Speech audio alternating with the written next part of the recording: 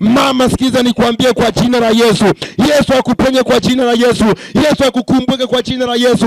Yesu akutoe kwenye mateso kwa jina la Yesu. Nipo mahali hapa kukutia moyo kwa jina la Bwana.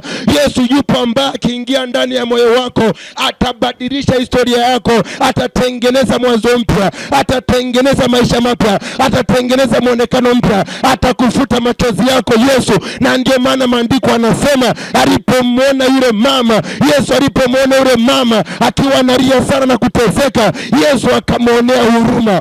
Yesu anakuonea huruma pamoja na kizazi chako. Yesu anakuonea huruma pamoja na magonjwa yako. Yesu anakuonea huruma pamoja na madeni yako. Yesu anakuonea huruma pamoja na changamoto zako za kifamilia. Yesu anakuonea huruma pamoja na changamoto za kiuchumi. Yesu yupo kwa ajili ya kuingia ndani yako. Akishaingia ndani ya maisha yako, Yesu ataleta suluhisho la maisha yako. Suluhisho pekee la maisha ni Yesu Kristo. Suluhisho pekee la maisha ni Yesu Kristo. Para ambapo watu walikuwa wamekufa, Yesu alikuwa anafufua. Para ambapo watu walikuwa wameua biashara zao, Yesu alikuwa anaziinua tena. Na mimi nasema kwa jina la Yesu, kupitia jina la Yesu Kristo, na mimi kupitia kinywa cha mtumishi wake Yesu Kristo, Yesu akuonee huruma kwa jina la Yesu. Yesu akuponye na mateso yako kwa jina la Yesu. Yesu akukumbuke kwa jina la Yesu. Yesu akupatanishe na watu kwa jina la Yesu. Yesu akupe afya njema kwa jina la Yesu. Yesu aponye watoto kwa jina la Yesu. Yesu akukumbuke mama yangu.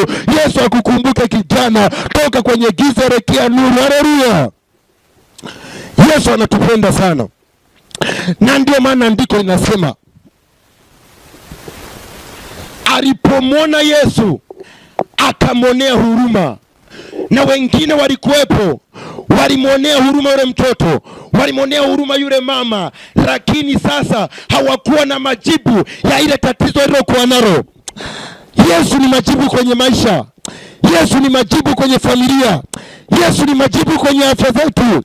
Yesu ni majibu. Na kweli kuna watu wanasema, na kweli aisee, unaumwa na kuonea huruma, lakini hawana cha kufanya. Madaktari wameshindwa, lakini yupo Yesu ambaye akikuonea huruma yake ni kweli kweli, na anakuponya na maradhi yote, anakuponya na changamoto yote, anakutoa na mateso yote. Haleluya. Yupo Yesu Kristo. Na kutangazia Yesu mwana wa Mungu ambari mwonea huruma mama huyu, na Yesu akuonea huruma wewe ambari mfufua huyu kijana ambari kwa amepoteza hatima yake, akamfufua, akamtoa katika ile hali ya kufa. Na mimi naomba akuonea huruma, na mimi naomba akutoe kwenye matatizo.